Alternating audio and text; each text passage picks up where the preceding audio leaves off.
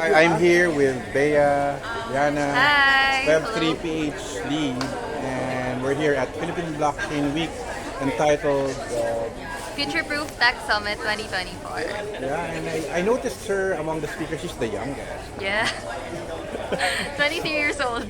So how did you, tell me first your personal life, paano ka naging head ng Web3? Yes, well, actually, I just started way back in the pandemic. So, I was 2020? actually, yes, 2020. I was just a DJ, so I was like navigating through NFTs and I traded them. And then after that, I learned more about communities. So, it's like I learned more about how these communities actually shift your role in the whole Web3 scene. So, that's when I really got more interested into it. And I've also seen that there's kind of lack of women empowerment in the space. So that is why it pushed me more to actually, be a part of the teams of these projects and push for women representation. And yeah, years later, I actually volunteered for WebTPH, and then I liked how the events actually helped me to get to know more people. And then after that, that's when I decided that okay, I want to keep on going. And yeah, thankful really that they trust me. The whole team, gave me the opportunity to be their growth lead, and yeah, very thankful for that. So before, there was a different head, right? Well, actually, Or at WebTPH, we don't really have like a main structure. As much as possible, we want to be like, like just some leads, but then there's no like really parang head. Yeah. So it's not like a pyramid thing. Yeah, it's not a pyramid thing. It's like there's like a group of leaders, and you're Yes. just one of the leaders. Yes, exactly. Because at WebTPH, we're more like a volunteer organization. We really focus and emphasize that we're community by community. So we really like to connect these communities, foster our relationships with them, and yeah, our volunteers are as well are a mix of like working professionals and students. So yeah, that's it. Are you still studying? I just graduated last year. Congrats. Thank you. Anong course and anong school? Okay lang malaman. Yes, sure. I actually graduated from De La Salle University, Manila. I took up a course in BS in Management of Financial Institutions, minor in Economics. Wow, Yeah. that's a great course. So you're supposed to be good with fintech as well, right? Yeah, I'm not sure yet. I'm good, but I mean, you want can to be. venture into that since that's Yes. your major. I've actually interned for quite a few fintechs. So yeah. Okay. For the people who don't know, can you tell me what Web 1, Web 2, and Web 3 is all about? Because I think Web 2 is mga Facebook, Twitter, di ba? Yes. Instagram, those apps.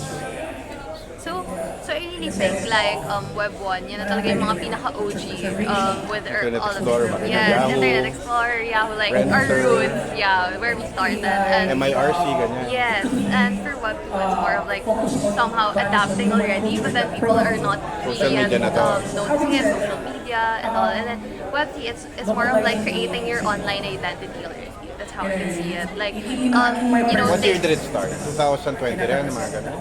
yeah, I feel Or a like bit earlier? around 2019, 2020. I don't know.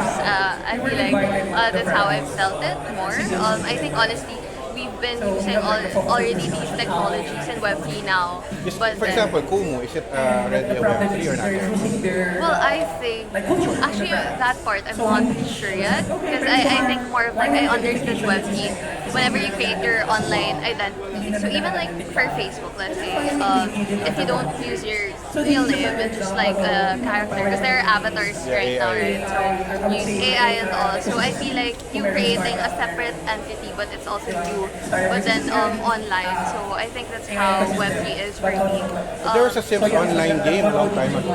Is Yes. that Honestly. so that so I is that already something like Web 3 or a precursor to Web 3? Yeah, I feel like a precursor because I think that's how it actually evolves. People are actually using these technologies now already, and they haven't just really fully grasped that they're already It's like using. a variant. Yes, yes. Like for example, AI. Like when I wasn't fully knowledgeable of AI yet, but then I was using like all these smart platforms, and now we have ChatGPT helping us with all of our requirement. So yeah, like I feel like that's how it is. So, yeah. Sylvie, you know Sylvie, right? From Loki. Oh, not No, no, you didn't watch that.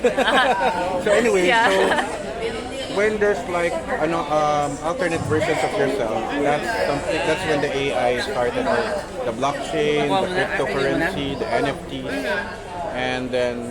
But there's a danger right now, like deep fake and like people to impersonate you, Yeah. and all that stuff. Do you believe in content regulation, like for online content regulation, like a body like MTRCB? Should it be enforced on the especially in the Philippines? Well, honestly about that, I think it's still somehow a role, especially like with how MTRCB does it, because of course we still need to limit, especially content that's not yet suitable for all ages, for all audiences. But then I guess it really boils down to like which are like the main limitations, because I mean there are some people also, there are some scenarios where we want to practice that freedom of speech. So I think it's really in the middle. Yeah, like somehow sometimes of course there still there are contents that need to be regulated, but then yeah, I think somehow in the middle. There's so many fake news and people hating on people, and Yes. hate, really violent stuff, things that can put people into trauma, or Yes, people exactly. releasing leaked videos that can destroy a person, oral defamation, and a lot of those things are rampant right now, and content that can shock everyone from even radical groups, or Yeah. so that's the danger I'm seeing. And I think like in China they have a lot of restricting a lot of the online content, which is a good thing and a bad thing, I guess. So for the Philippines, how do you think we can enforce rules like for people who violate these things? Because somehow the cybercrime and all that laws are sometimes it's not enough. Yeah, actually, that's true. I think like especially with the hate culture going on, right? So I think that's why people, or there should be like ample ways on how we could do more. Because I feel like there are also a lot of people affected already. Hate culture, like people just posting something and Like Asian hate. yeah, the Asian hate and all. So I think that's really something to be discussed as well within society as well. So yeah, I feel like we should also try to do more and make more initiatives that can help ease these. Because at the end of the day, like who wants to be bashed, right, for a simple content that we don't know yet could have repercussions. But then also, as posters, or like as someone who will post content, we always want to be responsible as well before we post content. So Think should before try you to click. Think before you click. Really, like of course, we want to practice the freedom of speech, but at the same time, like let's also try to check the responsibilities that come with it. So yeah. Because right now a lot of young people younger than you are have, suicide rates and Yes. traumatized by bashing or online hate and bullies all over. So Yes, exactly. as the head of Web3 or growth head, maybe you think it's going to be one of your initiatives too, to protect people, since you're part of the content creation too, because you're doing a lot of things online, right? So would you also do initiatives or safeguards for the things that you're going to do in the future? Yes, definitely. I think that is something that we will consider in our pipeline, or probably in the long run. Because at the end of the day, at Web3PH, we don't tolerate anything that affects our community. We are always a community-driven organization. Therefore, we always try to see what will benefit most the community. So, yeah. I have only two last questions, Okay. and it's connected to the elections. Okay.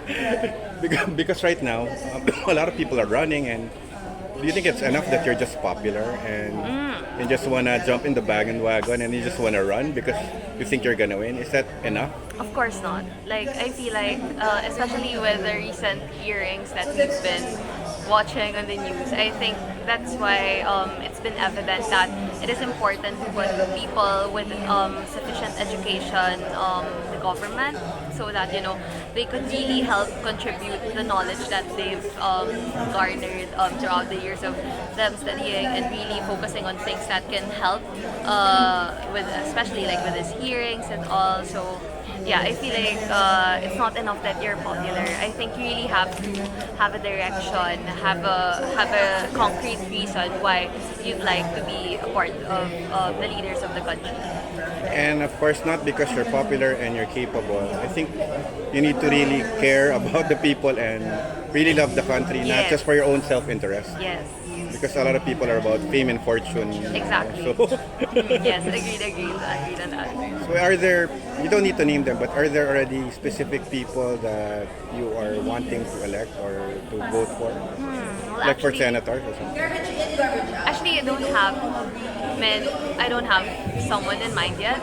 Maybe because I think I want to do more of my research, like check what have been the initiatives that have been done by these candidates. Because at the end of the day, like I just also want for the country to choose like these leaders because they have really the potential to lead the country and not just because oh I know them. So yeah. Okay, fast talk lang.